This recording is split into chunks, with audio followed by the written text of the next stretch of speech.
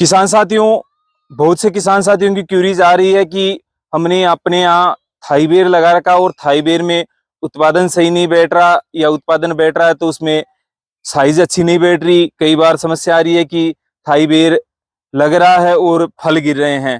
Thai बेर से संबंधित विभिन्न प्रकार की समस्याओं को लेकर ही आज हम आ गए हैं जयपुर के राधापुरा गांव में अपनी थाई बेर खेती के एक्सपर्ट है प्रभु जी बागड़ा के यहाँ, और आज उनसे जानेंगे कि अभी जो थाई बेर में फ्लोरिंग की स्टेज है, फल सेट होने की स्टेज है, उस समय किसान साथी क्या क्या सावधानियां बरते। चर्चा शुरू करें उससे पहले अगर आप हमारे यूट्यूब चैनल खेती तकनीक पर नए हैं तो चैनल को सब्सक्राइब करके बेल आइकन जरूर दबा लें ताकि खेती बाड़ी से संबंधित सभी प्रकार की जानकारियां आपको घर बैठे मिलती रहे। और जानकारी अगर पसंद आए तो वीडियो को लाइक और शेयर जरूर कर दीजिएगा ताकि जो किसान साथी थाई बेर से संबंधित किसी भी प्रकार की समस्याओं से जूझ रहे हैं तो उनको भी घर बैठे ऐसी ज्ञानवर्धक और लाभकारी जानकारियां मिलती रहे। तो आइए मिल लेते हैं प्रभु जी से और जान लेते हैं थाई बेर में फ्लोरिंग स्टेज पर अपनाई जाने वाली वो पूरी सावधानियां जिनसे आप एक बम्पर उत्पादन तो लेंगे, साथ ही साथ एक क्वालिटी वाला उत्पादन लेके अपनी खेती को मुनाफेदार बनाएंगे। आइए। राम राम सर प्रभु जी। राम राम सर। और कैसा चल रहा है आपका बागवानी का काम? ठीक है। अच्छा है। अच्छा है। तो मेरे को लग रहा है कि भाई अब की बार जो आपके बेर के पौधे हैं उनकी जो बढ़वार है वो भी ज्यादा अच्छी रह रही है और फ्लोरिंग तो आ ही रही है। फ्लोरिंग के साथ साथ जो आप के फल हैं, फल भी अब की बार अच्छे बैठ रहे हैं और पिछली बार से मेरे को लग रहा है ज्यादा मात्रा में फल आ रहे हैं। हाँ, डबल प्रोडक्शन है कहीं। तो डबल का कोई विशेष कारण है? क्योंकि हमारे कई किसान साथियों की क्यूरीज आ रही है कि फूल बहुत आ रहे हैं पर फूल झड़ रहे हैं, फल नहीं बैठ रहे हैं। तो इस समय एक तो हमारे किसान साथियों को ये बताइए कि कौन सी सावधानी बरते कि जो फूल से फल सेट होने वाला काम है वो अच्छा रहे, अच्छा प्रोडक्शन मिल सके। एक तो इसमें पहला काम है पानी का विशेष ध्यान रखें। ये जो कई बोलते हैं कि पानी फ्लोरिंग के टाइम में कम देना चाहिए, वो देना चाहिए, उससे भी फल ड्रॉप होता है। यदि पानी कम होता है ना तो भी फल ड्रॉप होता है। जी जी। तो एक तो पानी का जो भी, जैसे रेतीली जमीन है तो 5-6 दिन से पानी ड्रिप से डाल देना चाहिए। अच्छा। तो वो ज्यादा नहीं, जिसमें भी पानी की मात्रा कम है उसमें फ्लोरिंग झड़ रही है। हमारे यहाँ भी 1-2 पेड़ ऐसे हैं। अच्छा अच्छा। उसमें पानी की मात्रा यदि कम है ना तो वो फॉल ड्रॉपिंग हो रहा है। तो काफी विशेषज्ञ भी बताते हैं, कई लोगों का कहना भी है कि भाई ज्यादा पानी देंगे तो पेड़ पे फ्लोरिंग सेट नहीं होगी, फल गिरेंगे, फूल गिरेंगे। और आप कह रहे हैं कि भाई इसमें पानी की मात्रा पर्याप्त रहना जरूरी है। पर्याप्त रहना जरूरी है।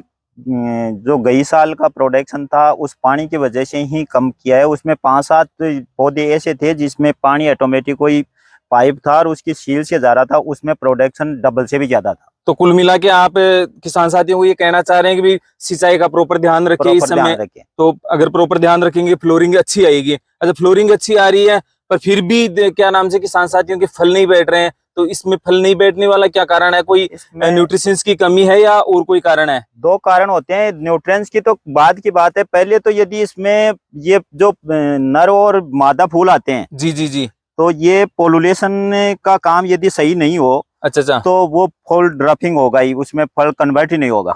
अच्छा, किसान साथी ध्यान दे, प्रभु जी का कहना है कि इसमें नर और मादा 2 प्रकार के फूल आते हैं। अब आप ये सोचे कि फूल झड़ रहे हैं, एक प्रकार का फूल तो इसमें झड़ेगा ही झड़ेगा। नर फूल तो झड़ेगा, नर फूल तो झड़ेगा, केवल मादा से आपका फल बनना है। अब मादा से फल बनने की प्रक्रिया के लिए कह रहे हैं कि परागण जरूरी है। तो परागण के लिए क्या विधि अपनाए किसान साथी की अच्छा परागण हो सके? पहले यदि क्लाइमेट यदि सही हो और तो वातावरण सही होगा तो मधुमक्खी ऑटोमेटिक आ जाती है। इस फाल से इसमें कोई ऐसी खुशबू है, इसे ऑटोमेटिक आती है। जी जी। और कारणवश यदि फिर भी नहीं आए जी जी, तो इसमें गुड़ या शहद या दालचीनी, अच्छा, जो सब्जी में डालने की आती है, जी जी, दालचीनी के छिलके आते हैं। तो दालचीनी के छिलके को तो अपन कूट के पोटली में बांध करके यदि दवाई का स्प्रे करें, कोई सी भी दवाई का स्प्रे करें, अच्छा, किसी से भी साइड इफेक्ट नहीं है। अच्छा, तो उसमें पोटली में बांध करके 85 ग्राम और एक टंकी में डाल दो और दूसरी टंकी में फिर डाल दो उसको ही। अच्छा, उसी को निकाल के डाल दो। जितने भी 5-7 टंकी लगे उसमें 10 टंकी लगे उसमें उसी को डाल दो। अच्छा, कोई भी अपने कीटनाशक डाल रहे हैं या फंगिसाइड डाल रहे हैं, कुछ भी डाल रहे हैं, में भी दिक्कत नहीं है। अच्छा अच्छा। तो उसमें क्या है, मधुमक्खी उनकी खुशबू से आ जाएगी, वो नहीं होगी। अच्छा अच्छा, ये गुड़ और आप बता रहे हैं शहद, तो इसका अगर किसान साथी स्प्रे करना चाहे तो इसके लिए क्या प्रक्रिया अपनाएं? इसमें यदि गुड़ तो 50 ग्राम गुड़ ले लिया एक टंकी में, 15 लीटर में। हाँ वो थोड़ा वो कालचा गुड़ ले लें, उसमें क्या है वो केमिकल नहीं आता है। अच्छा, काला वाला गुड़ के साथ साथ ये भी ध्यान दे प्रभु जी, बिना कह रहे हैं कि केमिकल का, जो बिना केमिकल वाला आपने काला गुड़ आता है जो भैंस गायों को खिलाने के काम में आता है, उसको ले तो बेहतर रहेगा, क्योंकि उसमें प्यूरिफिकेशन के तहत जो केमिकल वगैरह डलते हैं वो केमिकल वगैरह नहीं आते उसमें। जी, तो कितना लेना है ये? एक टंकी में 50 ग्राम गुड़ खूब है। 50 15 ग्राम। लीटर 15-16 लीटर की टंकी आती है, उसमें जी 50 जी। ग्राम गुड़ खूब है। अच्छा, केवल गुड़ ही डालना है और कुछ भी उसमें डाले खाली इसमें? गुड़ी, दालचीनी वगैरह थोड़ी नहीं डालने उसमें तो साथ? खाली गुड़ी डाल दो। अच्छा या दालचीनी डालते हो तो गुड़ डालने की जरूरत नहीं है, बस जी जी जी। किसी का भी एक का जो भी उपलब्ध है उस अच्छा, जैसे गुड़ का बता दिया, शहद का भी किसान साथियों के पास अगर गुड़ उपलब्ध नहीं है, दालचीनी शहद का उपलब्ध नहीं है, तो शहद कितना मात्रा में ले अपना एक टंकी में? 25-30 ml ले लो, 25-30 ml पर्याप्त रहेगा। पर्याप्त रहेगा। अच्छा, तो जैसे फ्लोरिंग स्टार्ट हो गई उस समय लगभग कितने स्प्रे अपने को इसके गुड़ के, दालचीनी के या शहद के करने हैं? एक दो स्प्रे करे तो वो तो फिर मधुमक्खी आने के बाद जाएगी नहीं, अच्छा, वो तो वहीं रहेगी। एक बार आने उसको बुलाने के लिए होता है ये, भाई उनकी खुशबू से अच्छा, अट्रैक्शन, एक आमंत्रण होता है उनके लिए आने के बाद, तो फिर वो वहीं रहेगी और पोलिनेशन अच्छा होता ऐसा रहेगा। मौसम मिल जाएगा।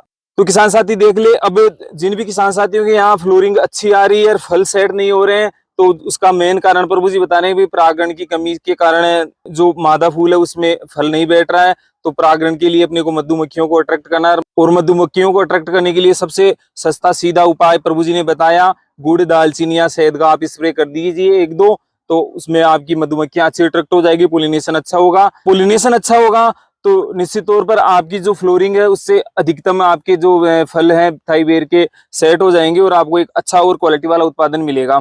अच्छा प्रभु जी, जैसे किसान साथियों ने मधुमक्खियों को अट्रैक्ट कर लिया, अगर मत परागण कम हो रहा है, फल आपके अच्छे सेट हो गए, पर काफी किसान साथियों की समस्या रहती है कि फल पीले होके गिर जाते हैं या फल में फुलावट नहीं आती और क्वालिटी वाला प्रोडक्शन नहीं बैठता, तो इसके लिए भी कोई न्यूट्रिशंस की कमी या फर्टिगेशन की कमी रहती है, किसान साथी किस तरीके से इस चीज को मैनेज करें? इसमें जो न्यूट्रिएंट्स की कमी होती है उससे ये जो बेर है ना, अच्छा जैसे अच्छा, ये दिख रहे हैं, दिखाइए एक बार हमारे किसान साथियों को। ये पीलापन आ अच्छा, गया। पीलापन आ रहा है, ये देखिए किसान साथी, अगर आपके भी ऐसी समस्या आ रही है तो फिर इसका निराकरण आज आपको मिल ही जाएगा। ये देखिए, जैसे आपका ये फल है पीला हो रहा है, ये भी आपका फल पीला हो रहा है और धीरे धीरे ये पीला होने के बाद भी गिर जाएगा। तो किस कारण से ये पीलापन आ रहा है, किस कारण से ये फल गिर रहे हैं, ये बताइए। इसमें दो कारण हैं, एक तो ये जो फंगस होती है ना उसकी वजह से भी होते हैं। अच्छा, फंगस की वजह से भी, न्यूट्रिएंट्स की कमी से भी होते तो इसकी पहचान कैसे करें किसान साथी कि भाई फंगस की वजह से आ रहा है या? में ये धब्बा सा होता है ना, अच्छा, ये दिखाइए एक बार हमारे किसान साथियों को। ये फंगस का है। अच्छा, ये धब्बे अगर आपके फल पे दिख रहे हैं काले पीले से, हाँ, या हाँ, सफेद सफेद ये धब्बे हो रहे हैं, हाँ, तो इसका मतलब फंगस की वजह से वो फल होते हैं। खराब हो रहा है। अच्छा, और न्यूट्रिशंस की कमी का कैसे पता चला है? जैसे वो छोटा होता है उसमें भी न्यूट्रिएंट्स की कमी से भी जो पीलापन हो जाता है, जैसे ऐसे ही रहता है, ऐसे ये जैसे पीलापन इसमें आ रहा है, पीलापन ही है और कुछ नहीं है। अच्छा, केवल पीलापन रहेगा। वो जैसे छोटे से बेर होंगे, बढ़ते टाइम में ही छोटा साइज होगा और वो गिर जाएगा। अच्छा, तंतु सहित ही गिर जाता है वो, सहित ही गिरता है। तो किसान साथी अब देख सकते हैं, अगर न्यूट्रिशंस की कमी है तो आपका फल तो बिल्कुल स्वस्थ सा दिखेगा, पर पीला होके वो तंतु सहित गिर जाएगा। और फंगस की अगर दिक्कत है तो फल पे धब्बे, स्पॉट बनने लग जाएंगे, तो आप उसको वेरीफाई कर सकते हैं कि भाई किस कारण से अपना फल खराब हो रहा है। तो प्रभु जी, पहली बात है तो फंगस वाली अपन कर लें, तो अगर फंगस के कारण फल गिर रहे हैं, ड्रॉपिंग हो रही है, तो उसका नियंत्रण तो किसान साथी कैसे करें? इसके लिए हेक्साकोनाजोल आती है जी जी, जो 2 ग्राम 2 ml पर लीटर के हिसाब से स्प्रे कर सकते हैं। जी जी, और शाम के टाइम में स्प्रे करें। अच्छा, शाम के टाइम करें, ठीक रहेगा। तो स्प्रे, जैसे अभी आपने चर्चा कर रहे थे कि भाई मधुमक्खियां हैं, तो मधुमक्खियों पे इस पे कोई विपरीत प्रभाव पड़ेगा या पोलिनेशन अपना हो जाए, फल सारे सेट हो जाए, उसके बाद ये केमिकल काम मिले? ये जो अभी फल सेट हो गए अभी, जी जी, इसमें 90% फल सेट है। जी जी, तो अब इस टाइम में कर सकते हैं। तो, और यदि किसी के अभी फ्लोरिंग चल रही है जी, तो उस टाइम में न करें। अच्छा, फ्लोरिंग के टाइम में न करें, मधुमक्खियों के जाने की आशंका होती है, वो फिर 5-7 रोज आएगी नहीं। अच्छा अच्छा, तो किसान साथी ध्यान दे, अगर आपकी फ्लोरिंग अच्छे से सेट हो गई है, अच्छे फल सेट हो गए हैं, तभी अपने को केमिकल्स का स्प्रे करना है, अन्यथा आपकी जो मधुमक्खियां हैं वो खेत छोड़ देगी, पोलिनेशन अच्छा नहीं होगा, तो फिर आपकी फ्लोरिंग सेट होने वाली समस्या आ जाएगी, फल कम बैठेंगे। तो ये तो हो गया आपका फंगस का। कितने दिन में क्या रिपीट करना है इसको, वो भी हमारे किसान साथियों को बताएं। इसको 2 बार रिपीट करना है। कितने दिन के अंतर में? करीबन 15 या 12 से 15 दिन बाद में कर दो। 12 से 15 दिन के बाद में। अच्छा, ये तो हो गया। दूसरा आप बता रहे थे कि न्यूट्रिशंस की कमी के कारण भी फल ड्रॉपिंग की समस्या आएगी, पीलापन हो जाएगा, तो उस चीज के लिए किसान साथी क्या करें? उसके लिए इसमें 2.5 से 3 ग्राम प्रति पौधा बोरोन। अच्छा, और 4 ग्राम कैल्शियम नाइट्रेट। Calcium nitrate. अच्छा, क्या करना है, स्प्रे करना है या इसको जमीन में चला दो, सबसे बढ़िया काम है। ड्रिप इरिगेशन के साथ दे ड्रिप सकते के हैं? साथ दे सकते हैं जी। तो इसको कितनी बार रिपीट करना पड़ेगा? इसको 2 बार रिपीट कर दो।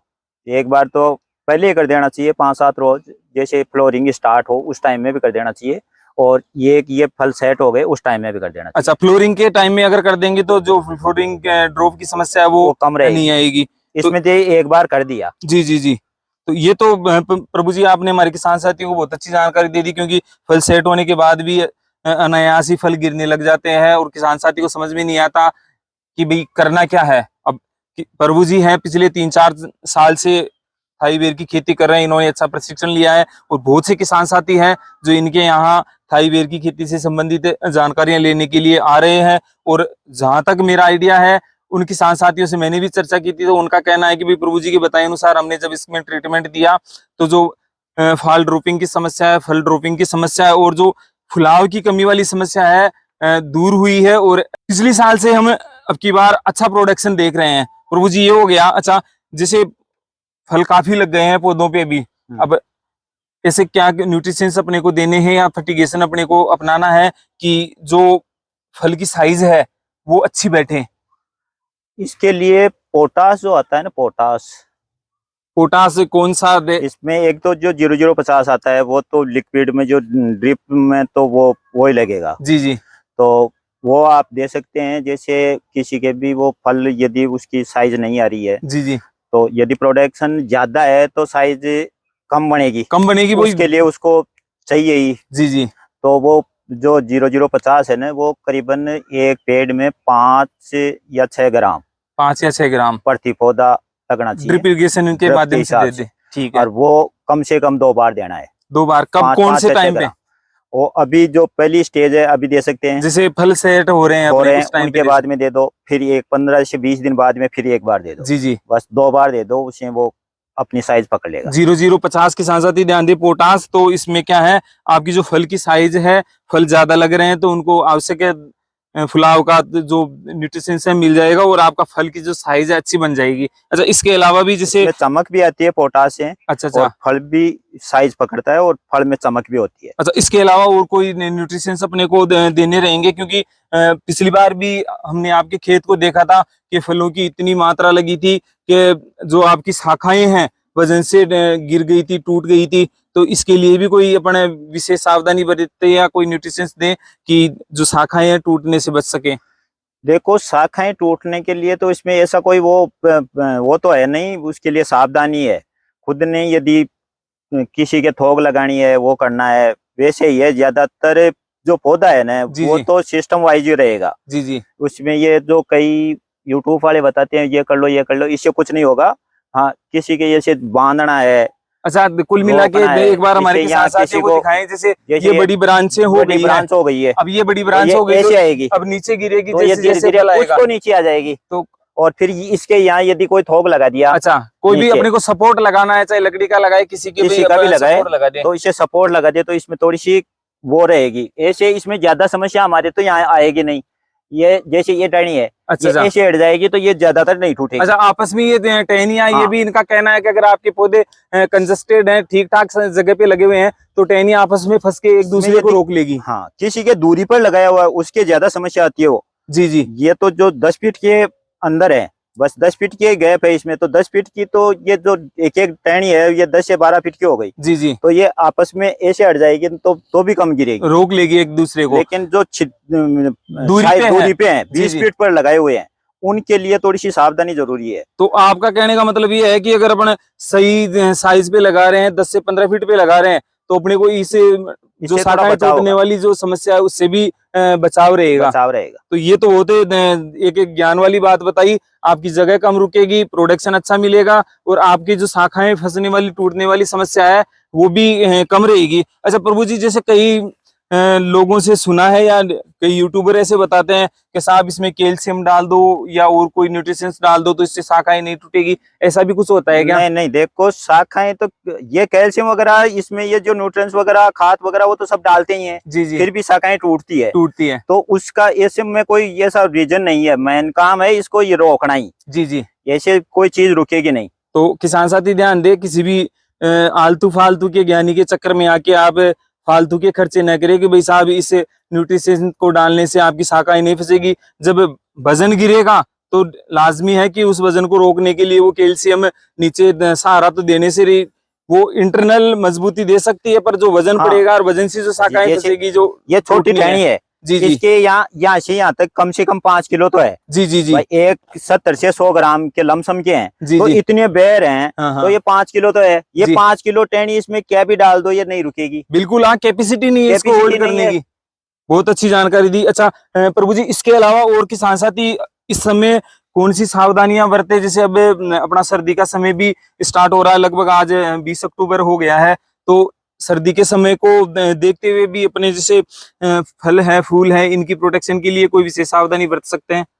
देखो इसमें अब सर्दी आने वाली है, या एक तो ये जो पक्षी है ना, जी पहला जी, काम तो पक्षी आज 3-4 रोज हो गए यहाँ आने लग गए, जी जी, कुछ 1-2% ने नुकसान भी कर दिया। तो ये तोते ने ये काट दिया, नीचे देखो, जी जी जी, दिखाएं एक बार हमारे किसान साथियों को। ये तोते ये आप काट देख दिए, सकते हैं नीचे जो तोते वगैरह हैं ये फलों को काट रहे हैं। 1-2% तो ये नुकसान कर गए अभी, जी ये 3-4 रोज हो गए आते हैं, जी जी, तो इसमें अभी नेट लगाने की व्यवस्था करें, नेट की व्यवस्था करें, बर्ड नेट या ग्रीन नेट? कौन ग्रीन सा? नेट कोई सा भी, उसमें से ज्यादातर ग्रीन नेट भी ठीक रहता है, उसमें क्या है सर्दी से थोड़ा बचाव होता है, अच्छा, सर्दी से बचाव हो जाता है। और जहाँ सर्दी पक्षी- ज्यादा पड़ती है वहाँ तो ग्रीन ही लगाना चाहिए, जी जी, और जहाँ सर्दी का अटैक नहीं होता है वहाँ वो लगा सकते हैं। अच्छा किसान साथी ये सावधानी जरूर बरत ले कि जैसे आपके फल सेट होने वाले होंगे, फल थोड़ा आकार लेंगे, पक्षियों का आगमन रहेगा, पक्षी आपके फलों को डैमेज करेंगे, तो उसके लिए आप जो आपका अगर सर्दी ज्यादा पड़ रही है तो ग्रीन नेट या बर्ड नेट को उपयोग में लिए, जैसे पहले प्रभु जी ने ग्रीन नेट लगा रखा था, उसके बारे में मैंने बताया भी था। आप हमारे पहले वाली वीडियो को जाके विजिट कर सकते हैं। साथ ही आप देख सकते हैं प्रभु जी ने यहाँ पे जो पोल लगा रखे हैं और इसमें तार फेंसिंग कर रखी है। अब इस पे आने वाले दिनों में आपका ग्रीन नेट डाला जाएगा और उससे फायदा ये रहेगा, पक्षियों से बचाव रहेगा, जो भी हल्की फुल्की जैसे आंधी तूफान है उसमें भी प्रोटेक्शन रहेगा। कई बार क्या होता है सर्दियों में माउट के समय पर ओले वृष्टि वगैरह हो जाती है, तो ओलों से भी अपने के फल को नुकसान नहीं पहुंचेगा। साथ ही साथ सर्दी अगर ज्यादा पड़ रही है तो उससे भी आपके फल को डैमेज नहीं आएगा। ये चीजें तो बता दी। तो हमारे किसान साथी जो थाई बेर की खेती कर रहे हैं उनके लिए और कोई आप विशेष बात बताना चाहेंगे? और क्या, जो बात तो थी वो बता दी, और जो भी है जैसे गई साल गई सीजन में आपने जो यूट्यूब बनाया था उसमें देख करके लोग बाग कुछ यहाँ भी आते हैं, जी जी, कुछ फोन पर जो बात करते हैं वो गई बार से भी संतुष्ट हैं। जी जी, अब की बार भी रोज 1-2 आदमी 5 आदमियों का फोन आता है, जी जी, किसी किसी के बारे में वो पूछते रहते हैं, जी जी, तो वो हमारे जो भी हम कहते हैं ना उनसे वो संतुष्ट है। अच्छा उन्होंने अच्छा। ये कहा कि ये सही है, आपने बताया उसी हिसाब से मैंने किया है, मैं संतुष्ट हूँ। किसान साथियों, अब इसके अलावा आपके अपने YouTube चैनल खेतरी तकनीक के पास कहने के लिए कुछ नहीं है। प्रभु जी खुद कह रहे हैं कि आपने जो पहले वीडियो बनाए उनमें जानकारी दी, उसके अकॉर्डिंग किसानों ने काम भी किया है, अपनी बागवानी की देखभाल की है और प्रभु जी से भी लगातार संपर्क में रहते हैं। और उन्होंने कहा कि भी आपने जो YouTube के माध्यम से इसके और उन्होंने कहा है कि आपने YouTube के माध्यम से जो थाई बेर की केयरिंग के जो टिप्स दिए हैं वो हमने अपनाए हैं और हमारी जो थाई बेर की फसल है बिल्कुल स्वस्थ और समृद्ध है, अच्छा क्वालिटी वाला उत्पादन दे रही है। तो अगर आपको खेती बाड़ी से संबंधित किसी भी प्रकार की ट्रस्टेबल और जो रियलिस्टिक जानकारियां लेनी है तो आपके अपने YouTube चैनल खेतरी तकनीक के साथ बने रहे। थाई बेर की खेती में आगे फल लगने के बाद इसमें किसी प्रकार के इंसेक्ट वगैरह का खतरा रहेगा, उनकी समस्याओं का समाधान करने के लिए आपको क्या करना है, इन पूरी जानकारियों को लेकर फिर से मिलेंगे हमारे एक्सपर्ट किसान साथी प्रभु जी बागड़ा के साथ। तब तक के लिए सभी किसान साथियों को राम राम, जय हिंद, जय भारत।